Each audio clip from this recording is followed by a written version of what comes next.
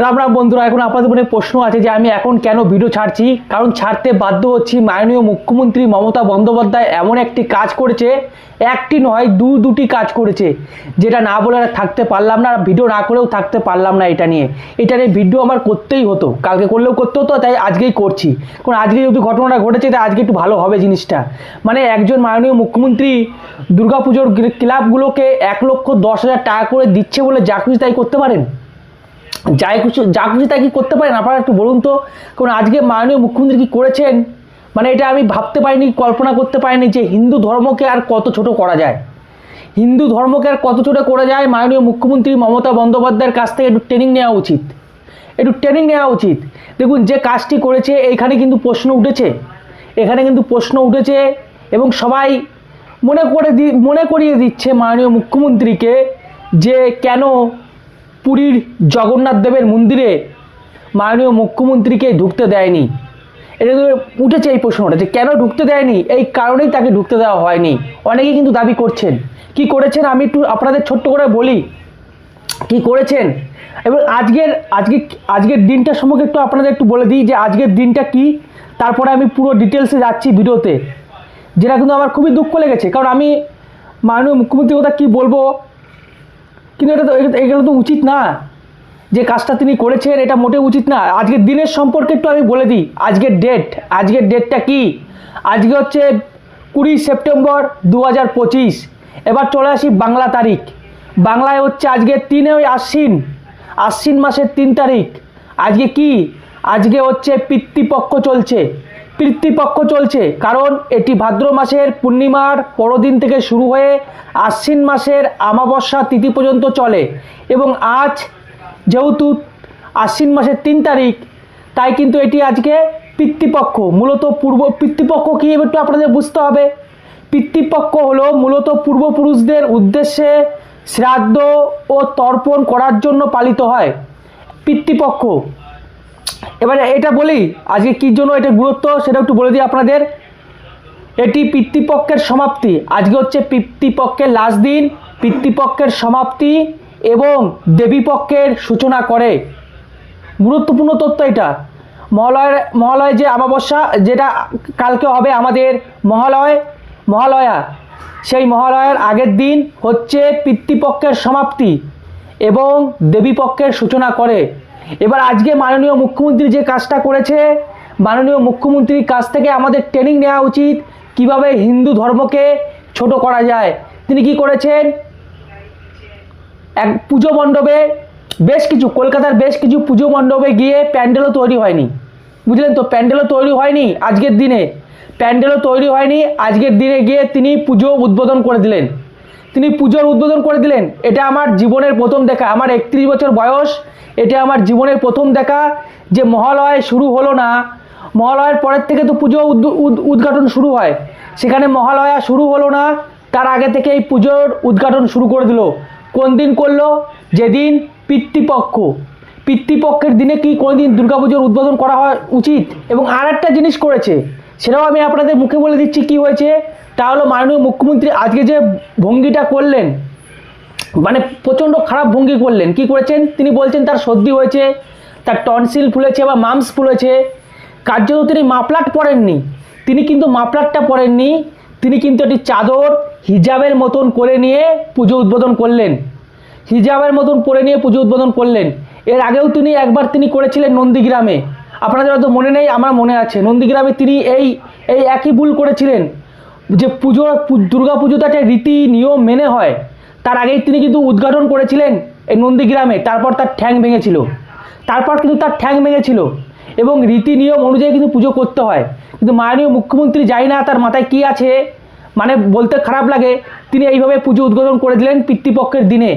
বলছি এটা কি ওই দুর্গা পুজোটাকে মাননীয় মুখ্যমন্ত্রী যে জিনিসটা করতে চাইছেন, আমার মনে হচ্ছে ওই কালচারাল সেন্টারের মতন, দীঘায় যেটা করেছে কালচারাল সেন্টার, সেই কালচারাল সেন্টারের মতন দুর্গাপুজোটাকে করতে চাইছে। দুর্গাপুজো যে একটা বাঙালি হিন্দুদের সর্ববৃহৎ একটি উৎসব, সেটিকে তিনি ওই কালচারাল সেন্টারের মতন করতে চাইছে যত মনে হয়।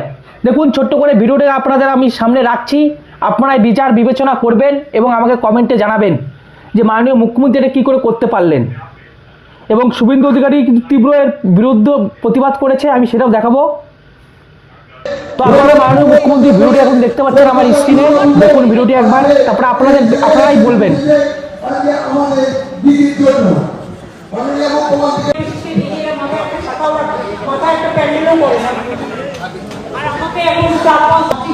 আগে আমি পূজা মাতৃমূর্তি উদ্বোধন করি না, মহালয়ার দিন থেকে করি। আজকে আমি প্যান্ডেল উদ্বোধন হিজাবটা এরকম করে অতীন ঘোষ সাহায্য করছিল, আমি দেখেছি এরকম করে নিয়ে এইখানে কানের সাইড দিয়ে ঢুকিয়ে তিনি আজকে পুজো উদ্বোধন করেছেন। সরাসরি হিন্দু আস্থা, হিন্দু রীতিনীতি পরম্পরাতে আঘাত। পিতৃপক্ষে আজকে শেষ দিন, হিন্দুরা যাদের পিতামাতা গত হয়েছেন তারা পিণ্ডদান করেন, তাদের কালাসুচ থেকে মুক্তি পান। আজকে এখানে কোনো হয় না, কয়েক ঘন্টা অপেক্ষা করে আগামীকাল একদম পুরো প্ল্যান্ড ওয়েতে, যেহেতু হিন্দুরা বিভক্ত, হিন্দুরা ভোট দিতে যান না, মানে সবাই ভোট দিতে গেলেও অনেকে অনেকভাবে ভোট দেন, ভাগ করেন। একটা বিশেষ মেসেজ তিনি 32-33% ভোটারকে দিচ্ছেন যে আমি কমপ্লিটলি সেকুলার, আমি নাস্তিক, নাস্তিক নয়, আমি প্রো মুসলিম লীগ। এটা clear message to consolidate her vote bank. তো বন্ধুরা, আপনারা ভিডিওটি দেখলেন, মাননীয় মুখ্যমন্ত্রীর তিনি কার্যত অতীন ঘোষের পুজো মণ্ডপে গিয়ে পুজো উদ্ঘাটন করলেন, এবং কার্যত তিনি বলেন তার আমি মানছি তার ঠান্ডা লেগেছে, তিনি তো মাফলার পরে যাবেন বা চাদরটা তো আরও অন্যভাবে নেওয়া যায়, কিন্তু তিনি কার্যত হিজাব পরে নিলেন এবং তিনি একটা মেসেজ দিলেন এখানে যে আমি দুর্গাপুজোর উদ্বোধন করছি ঠিক আছে, কিন্তু আমার মনটা আছে তোমাদের কাছেই, ওই 32% 33% যে ভোটটা আছে সেই ভোটটাকে মেসেজ দিলেন যে আমি দুর্গা ঠাকুরের উদ্ঘাটন করছি ঠিক আছে দুর্গাপুজোর, কিন্তু আমার মনটা পড়ে আছে তোমাদের জন্যই, তোমরা আমাকে ভোটটা দিও। এবং আরেকটা যেটা হলো, আজকের দিনটা আমি আগেই বললাম যে আজকে হচ্ছে বা পিতৃপক্ষ, আপনারা শুনলেন শুভেন্দু অধিকারীও বললেন, যেটা কিন্তু তিনি বারবার বলেছেন। এর আগেও তিনি মাননীয় মুখ্যমন্ত্রী কিন্তু বারবার বলা হয়েছে যে আজকের দিনে কোনো মতেই যেন দুর্গা ঠাকুরের পুজো যেন না করা হয়, উদ্ঘাটন যেন না করা হয়, বারবার কিন্তু বলেছেন। তারপরেও কিন্তু আজকে মাননীয় মুখ্যমন্ত্রী রীতিমতন গেলেন এবং সেখানে গিয়ে বেশ কিছু পুজো মণ্ডপ কিন্তু উদ্ঘাটন করলেন, এবং এইটা নিয়ে শুভেন্দু অধিকারী কিন্তু সরব হয়েছেন যে হিন্দুদেরকে আর কতটা অপমান করা যায়, কারণ এটা দুর্গাপুজো যখন হয় রীতিনীতি মেনে তো হয়, আমরা চাইলেই তো আর অন্য কোনো সময় দুর্গাপুজো করতে পারি না, করতে পারি কি? সেখানে তিনি পিতৃপক্ষের দিনে আজকে এইভাবে দড়ি কাটলেন। এটা শুধুমাত্র হয়েছে এটা মাননীয় মুখ্যমন্ত্রীরও দোষ না, এটা হচ্ছে আমাদের হিন্দুদের দোষ। বাঙালি হিন্দুরা একত্রিত নয়, তারা কিন্তু ভোট ব্যাংক হতে পারেনি, বাঙালি হিন্দুরা এখনও ভোট ব্যাংক হতে পারেনি। যেদিনকে বাঙালি হিন্দুরা ভোট ব্যাংক হতে পারবে সেদিনকে এই সমস্ত নেত্রী, মানে কি বলবো, রাজনৈতিক দলের নেত্রীরা এইরকম অপমান করতে পারবে না।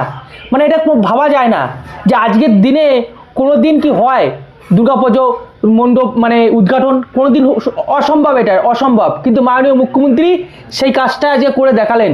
অবশ্য আপনারা মূল্যবান বক্তব্য রাখবেন যে কেমন লাগছে, আজকে খুব ভালো লাগছে দেখতে যে মহালয়া হলো না তার আগেই পুজো মণ্ডপ উদ্ঘাটন শুরু, এরপর তো এখনো দিন পড়ে রয়েছে।